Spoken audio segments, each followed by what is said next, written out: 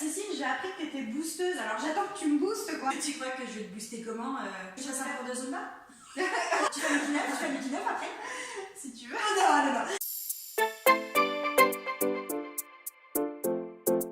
Salut Cécile. Salut Alice. Merci de me recevoir chez toi. Avec plaisir. Est-ce que tu peux te présenter pour les filles qui nous regardent? Alors oui, je me présente. Donc je suis Cécile Buissonnet, je suis mandataire indépendant pour vendre des maisons, des terrains, des appartements, et je suis à mon compte. D'accord. Et est-ce que tu fais d'autres activités en plus de ça, ou c'est vraiment ton activité principale? C'est mon activité principale. Toutefois, je suis aussi dans on va dire une association sportive de danse où du coup je suis la trésorière. Et également, je fais partie d'un groupe de business au féminin avec des chefs d'entreprise au féminin qui s'appelle Bouge ta boîte, qui est sur Tours, et je suis la tête de réseau. D'accord, donc ça c'est intéressant, vraiment réseau féminin, donc un petit peu ce qu'on fait aujourd'hui. Totalement. Ok, super. Et est-ce que tu as fait quelque chose d'autre avant toutes ces activités-là? Est-ce que tu viens d'une autre carrière ou tu as toujours été dans ce domaine-là? Alors, je viens effectivement d'un milieu bancaire. J'ai fait 14 ans de ma vie dans une banque. Je suis rentrée à l'âge de 18 ans. J'ai fait tous les métiers de la banque et à un moment donné, je me suis dit, voilà, j'ai envie d'entreprendre, faire quelque chose pour coïncider aussi avec ma vie de famille, avec mon fils. Et je me suis dit, aujourd'hui, la banque ne va pas pouvoir me l'offrir. Et ce côté immobilier m'a toujours intéressée. Accompagner les clients, leur faire visiter, voilà, j'adore ça. Du coup, est-ce que tu peux m'expliquer comment tu es passée de cette vie du milieu bancaire au milieu immobilier? Comment s'est passée cette phase de transition? Alors, j'étais arrivée à un cursus à la banque où j'avais fait tous les métiers et je me suis dit qu'est-ce que je vais faire après. Je suis quelqu'un qui anticipe toujours et je me suis dit dans 10 ans où est-ce que tu vois. J'avais toujours ce petit rêve un petit peu d'immobilier depuis très longtemps puisque j'accompagnais déjà dans le financement les clients, mais je ne voyais jamais ce qui se passait derrière, ce qu'ils achetaient, ce qui se transformait ou voilà, comment ça se passait avant de venir voir le banquier. Et j'ai eu l'opportunité de rencontrer quelqu'un lors d'un voyage en République dominicaine qui m'a parlé effectivement de ce métier-là au quotidien. Et je l'ai suivi quand je suis revenue en France, je l'ai suivi quelques temps et j'ai dit que c'était ça que je voulais faire. Donc il fallait que je passe d'un monde de salarié à un monde d'entrepreneuse. Et là, effectivement, tout a commencé.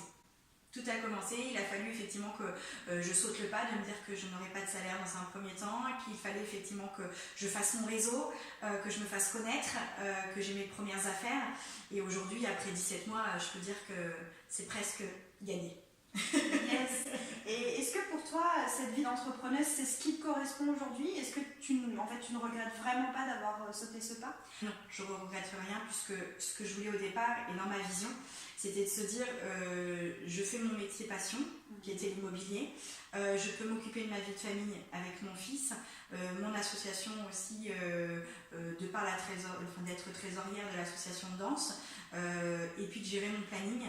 Donc là, en fait, cette activité un peu superwoman partagée entre plusieurs choses, c'est vraiment ce qui te correspond, ce qui te définit. Et aujourd'hui, tu ne pourrais pas te passer peut-être de l'un ou de l'autre? C'est ça, c'est totalement ça. Il est vrai que je fais beaucoup plus d'heures qu'à la banque. J'ai pas des horaires de bureau, je me lève de bonne heure et je me couche tard, mais je fais tellement de choses dans ma journée, mais qui me conviennent et puis qui m'apportent énormément, d'un point de vue humain, mais d'un point de vue aussi joie, sérénité et tout ce qui va avec.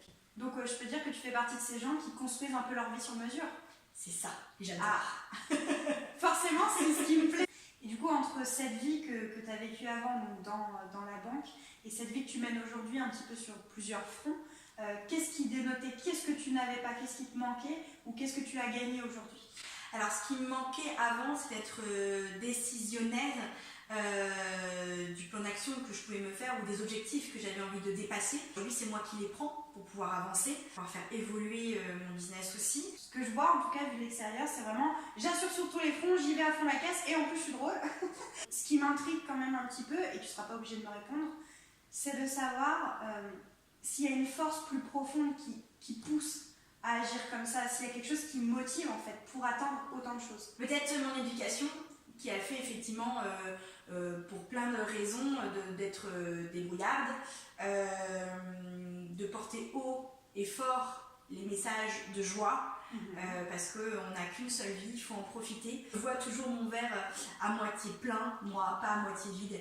Pour ceux qui me connaissent dans la vie et ceux qui peuvent me suivre à travers mes réseaux sociaux, je suis quelqu'un qui a toujours le sourire et on ne voit jamais si je vais pas bien. Je me dis effectivement que juste un sourire, ça égaye une journée. Donc Donc si je peux le donner toute la journée, moi après chez moi c'est autre chose, mais je suis une fille tellement heureuse de vivre, d'être en bonne santé, d'avoir une famille et d'aimer le métier que je fais, que pour le coup le reste c'est futile.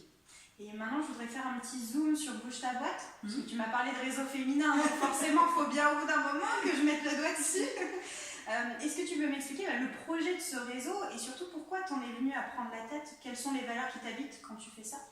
Alors Bouge ta boîte, c'est un réseau qui a été créé en Bretagne par Marie-Éloi, qui est la créatrice déjà de Femmes de Bretagne, qui regroupe à peu près 8000 personnes, 8000 femmes. Marie a voulu effectivement, à travers Bouge ta boîte, de se dire on peut être entrepreneuse, mais on peut être aussi leader, on peut aussi vivre de son entreprise. L'idée effectivement de Bouge ta boîte, c'est un cercle de femmes d'à peu près 15-20 personnes qui a été créé il y a maintenant 1 an sur Tours, dont je suis la boosteuse, c'est-à-dire que je gère le cercle de Tours. Et en fait, mes bougeuses, ce sont des femmes chefs d'entreprise dans différents domaines d'activité, entre 0 et 15 salariés. Et toutes les 2 semaines, on se rencontre entre midi et 2 pour brainstormer, pour avoir des problématiques qu'on pourrait débattre ensemble, faire du business aussi, se recommander entre nous, mieux se connaître, parce que quand on se connaît bien, on se recommande plus facilement. Du coup, on est encore en train de chercher des femmes entrepreneuses qui aimeraient nous rejoindre dans cette aventure. Donc, si tu es une femme entrepreneuse, je t'envoie tout de suite vers Cécile. Avec plaisir. Ce que j'aimerais savoir maintenant, justement, en tant que boosteuse, toi, tu considères que cette force de plusieurs femmes, est-ce que c'est ça la force du réseau, d'être des femmes solidaires? Et globalement, c'est vrai que quand on est entre femmes, on a une ambiance. Quand on est entre femmes, on peut parler de tout, mais et sans filtre. On n'a pas ce regard effectivement face aux hommes où on pourrait effectivement gérer notre image. Là, on parle sans filtre, on vient toutes d'expériences totalement différentes, ce qui nous permet effectivement de s'entraider et puis de pouvoir mûrir aussi en nous. Donc on apprend, on échange, on partage, on s'entraide et en même temps on développe notre business. Donc pour toi, c'est vraiment un honneur de piloter ce projet-là? Un honneur, totalement. Des fois on est entrepreneuse et on est seule et des fois on ne sait pas trop à qui on pourrait se confier ou comment on pourrait se faire aider. Là, le fait d'être tout ensemble, on trouve des solutions tous les 15 jours quand on se voit. Top.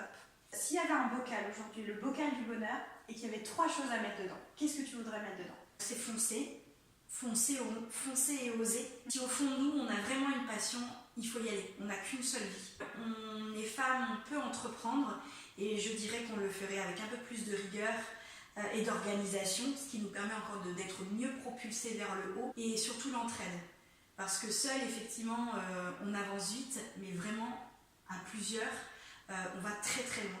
Et voilà, c'est ce que je dirais, ce que je mettrais dans mon bocal. Super, il est joli ton bocal.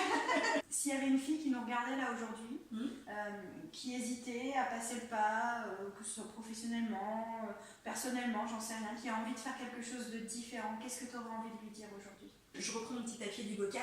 Si on croit en ses rêves, et si vraiment au fond de soi on a l'envie, la motivation, il n'y a rien qui peut nous arrêter. Du coup, on trouvera toujours des solutions aux objections qu'on pourrait avoir ou aux contraintes qu'on pourrait avoir. Voilà ce que je dirais.